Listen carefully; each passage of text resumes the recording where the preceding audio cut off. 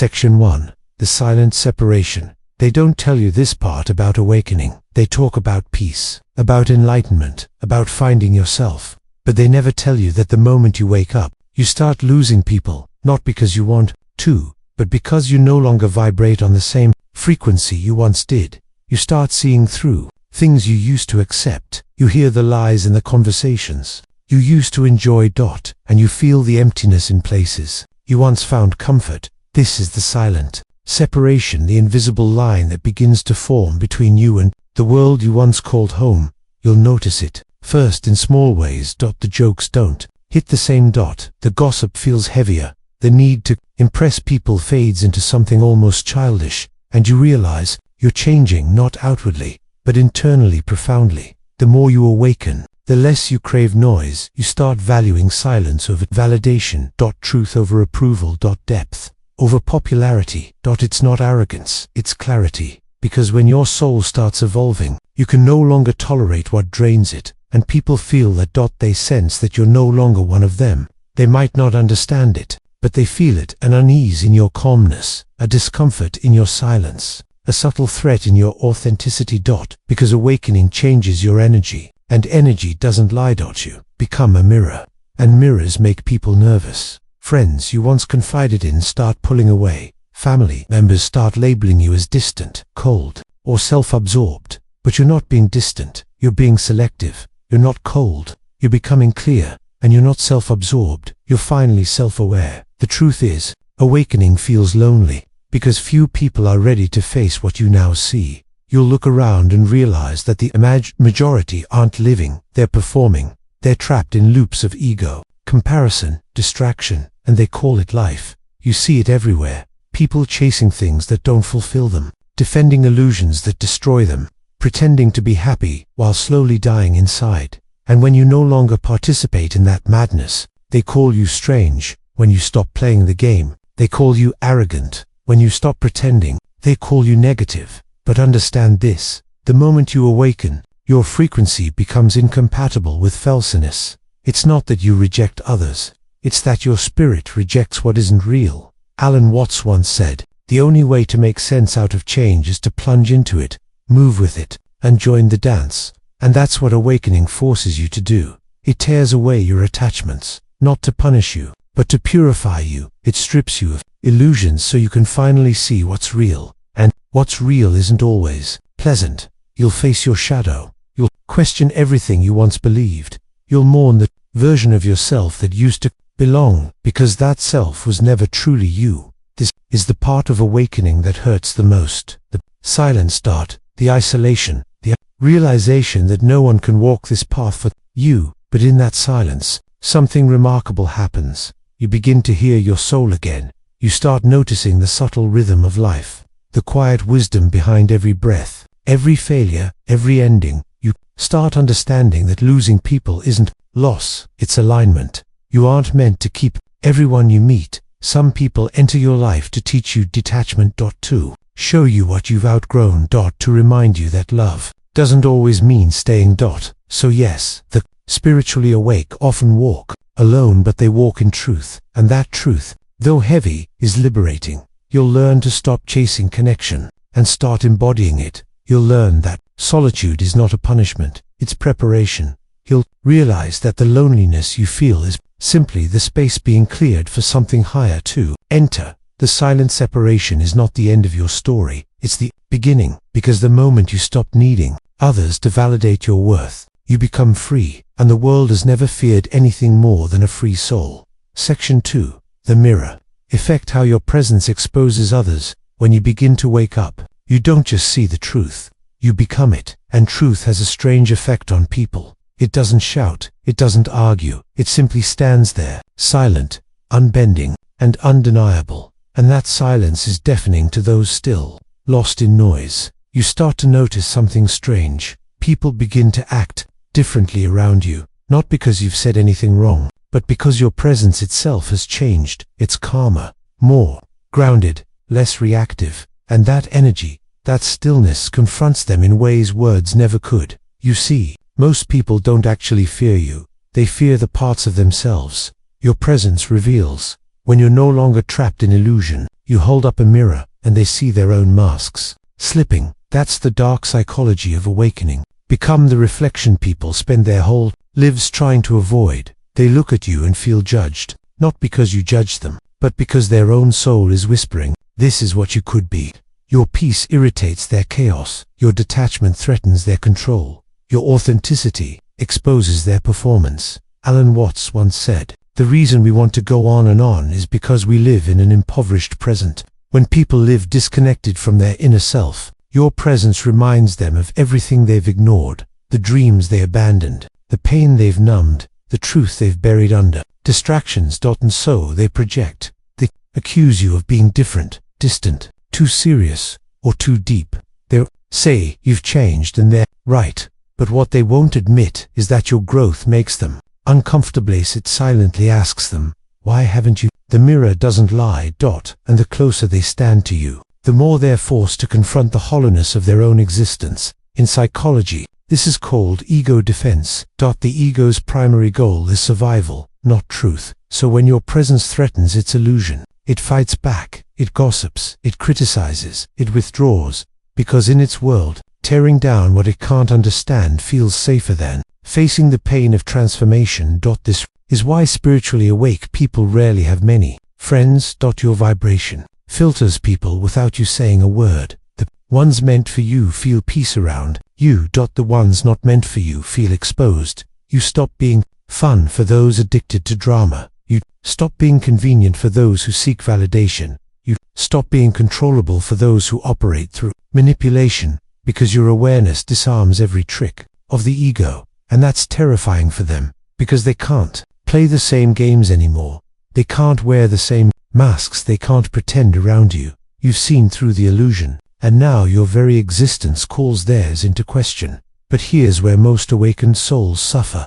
They take rejection personally. They wonder, why am I always the one left out? Why do I keep losing people I cared about? Understand this. You are not losing people. You are shedding illusions. You are outgrowing vibrations that can't survive at your altitude. It's not rejection, it's resonance. When your consciousness expands, your circle contracts, because few can breathe the air at your level of awareness. You will find that the higher you rise in truth, the smaller your tribe becomes, but also, the purer it gets. One authentic soul will nourish you more than 1,000 shallow acquaintances ever could.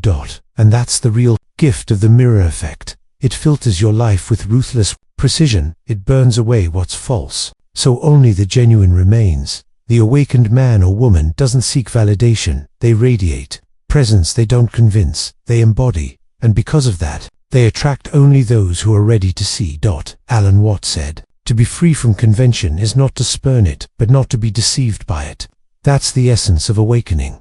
You stop being deceived, not just by the world, but by yourself. And that shift alone separates you from most people you'll ever meet. So the next time someone drifts away, don't chase them. They aren't rejecting you, they're rejecting their reflection in you. Let them go. You cannot awaken someone by standing in their dream. You can only shine so bright that when they're ready, they'll find the light for themselves. And that's what you are now, not a seeker of approval, but a mirror of truth.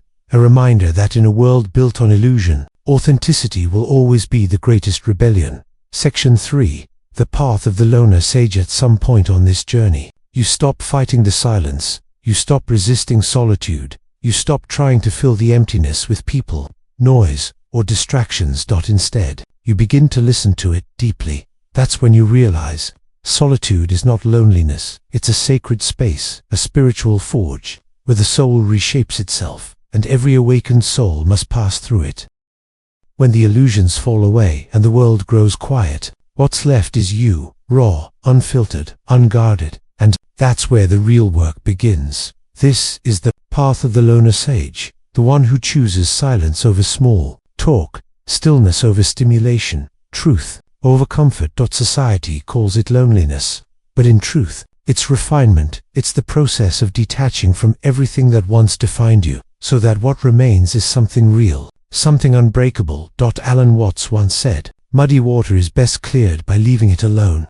That's what solitude does. It clears the water of your mind. It allows your emotions to settle, your thoughts to dissolve, and your awareness to rise to the surface, crystal clear. When you walk this path, people will misunderstand you. They'll say you're antisocial. They'll say you're distant. But what they don't see is that solitude is not your escape, it's your evolution. Because, in silence, you learn things that noise can never teach. You learn to observe your own mind, to see thoughts not as truths, but as waves passing through awareness. You begin to understand that peace is not something you find. It's something you create by refusing to feed chaos. You learn detachment, the art of letting go without bitterness. You learn to love people, but not depend on them, to care deeply, but not cling. To help others, but not lose yourself in the process. That's the paradox of the loner sage. You feel more connected to everything. Even as you spend more time alone, you begin to see patterns others can't.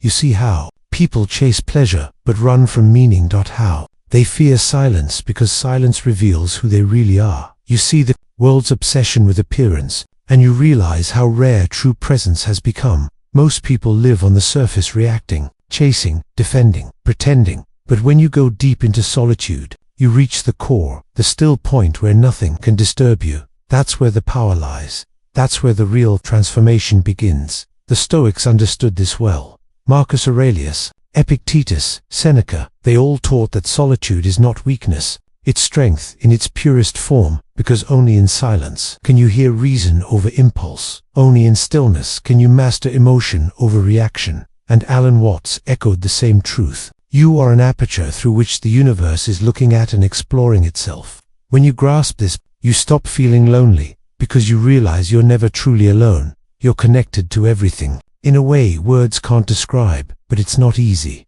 The path of the loner sage demands discipline. You'll face your own mind, and that can be terrifying. You'll confront your past, your fears, your patterns. You'll watch the ego try to drag you back to comfort. It'll whisper, you're missing out. You're falling behind. You need people to be happy. And that's when you must remember, happiness built on dependence is a cage. True happiness is freedom from needing anything to be whole. Solitude teaches you that. It shows you that peace isn't the absence of people, it's the presence of self. The loner sage doesn't isolate out of bitterness. He isolates to purify his energy, to master his emotions, to align with truth. Because when you finally emerge from solitude, you're not the same.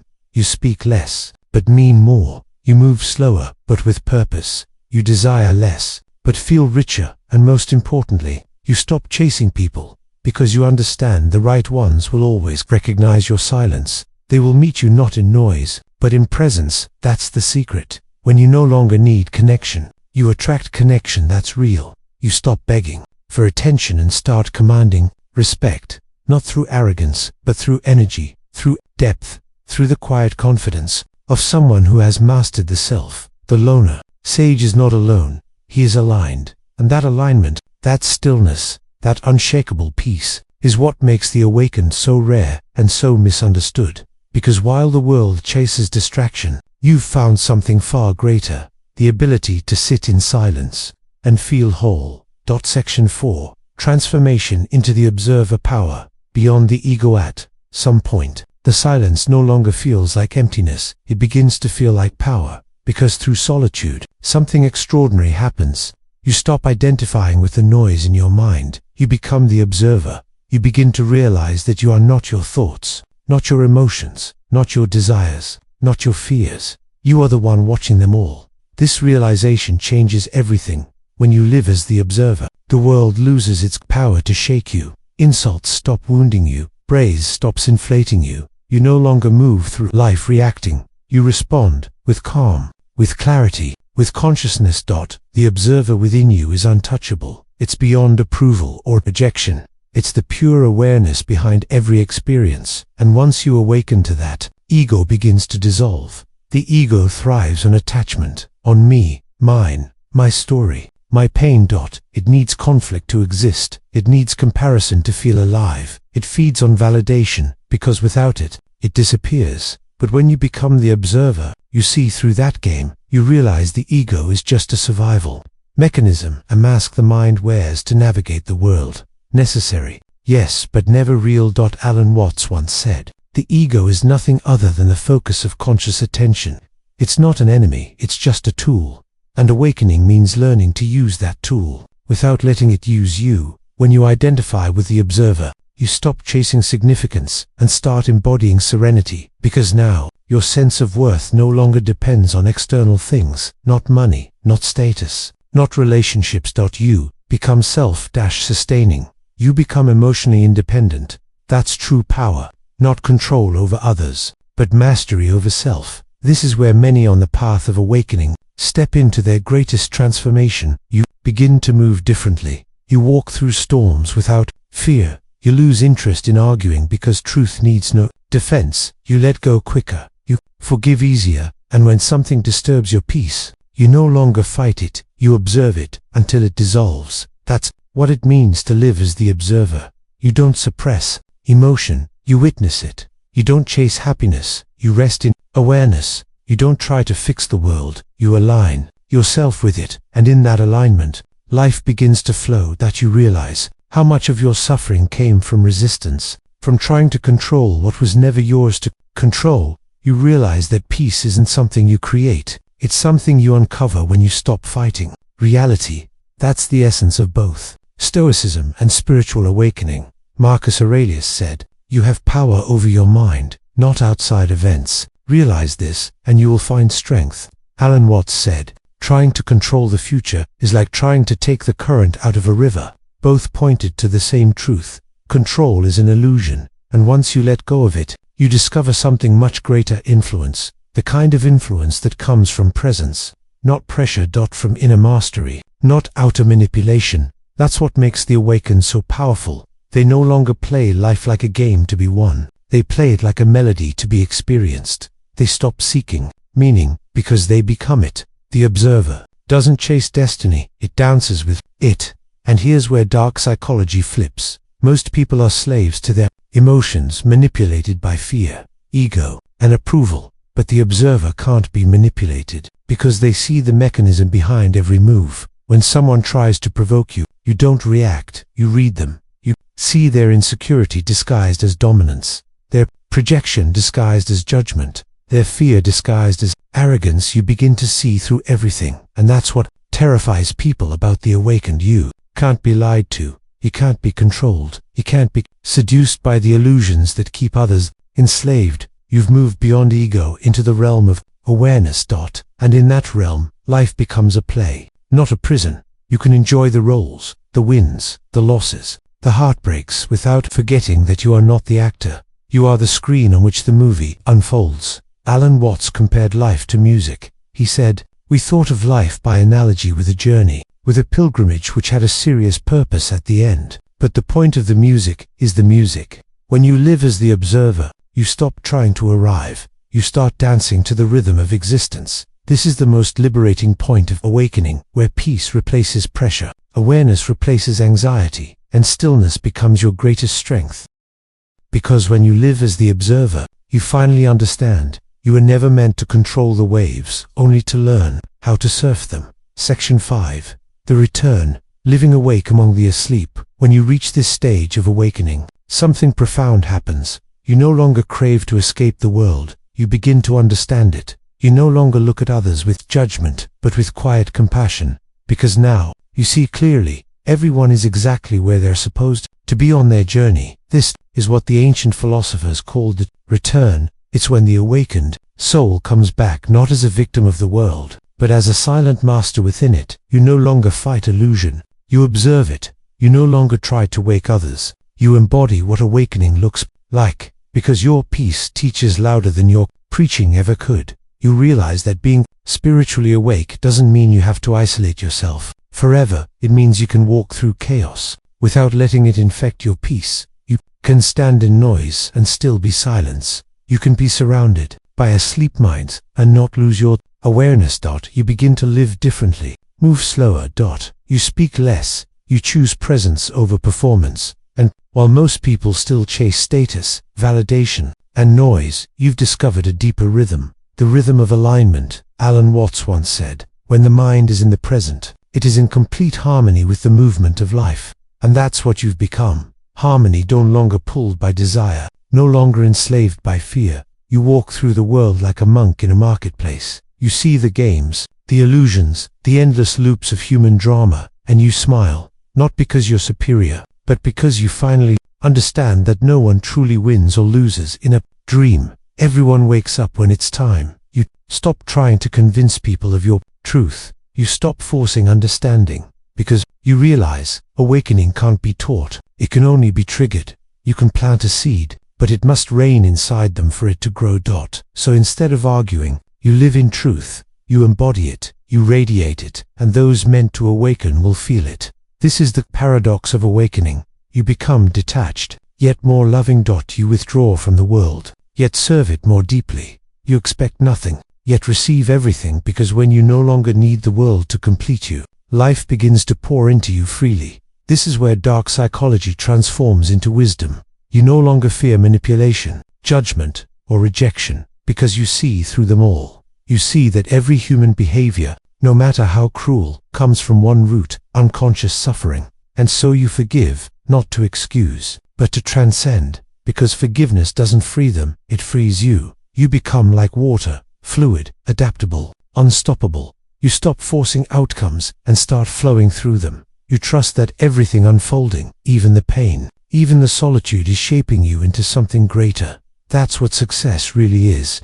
For the spiritually awake, not the accumulation of things, but the liberation from needing them, not conquering the world, but conquering yourself. You no longer chase wealth. You embody abundance. You no longer seek attention. You radiate confidence. You no longer pursue love. You become love. That's what the world doesn't understand about awakening. It's not about escaping reality. It's about seeing reality so clearly that you no longer need to escape it. You can walk among the asleep without losing yourself. You can love those who misunderstand you without needing their approval. You can stand alone without feeling lonely, because you've realized that aloneness and all oneness are the same thing. This is where the awakened become leaders, not influencers in the modern sense, but true guides, silent, grounded, unmovable. They don't shout to be heard. They simply exist, and their existence shifts the energy of everyone around them. When you reach this stage, your purpose becomes clear: to live awake among the asleep. To bring light into dark spaces, to walk through illusion without becoming part of it, to remind humanity, not through words, but through being, that peace is possible. Because in the end, awakening is not about escaping the human experience. It's about fully living it, consciously, courageously, compassionately. And maybe that's why spiritually awake people don't have many friends. Because while the world seeks comfort in numbers, you've found peace in truth. And truth doesn't need a crowd, it just needs one soul brave enough to live it. So walk your path, even if it's lonely, even if no one understands, even if the world calls you strange, because those who once doubted you will one day see it, that your silence was not emptiness, but mastery, that your solitude was not rejection, but transformation, that your distance was not arrogance, but alignment. You were never meant to fit in. You were meant to wake up, and now you have. If this message resonated with your soul, take a moment to breathe, and remember, your peace is your power. Protect it, nurture it, live by it now. If this video spoke to you, like it to support this message, comment below with your own original motivational quote.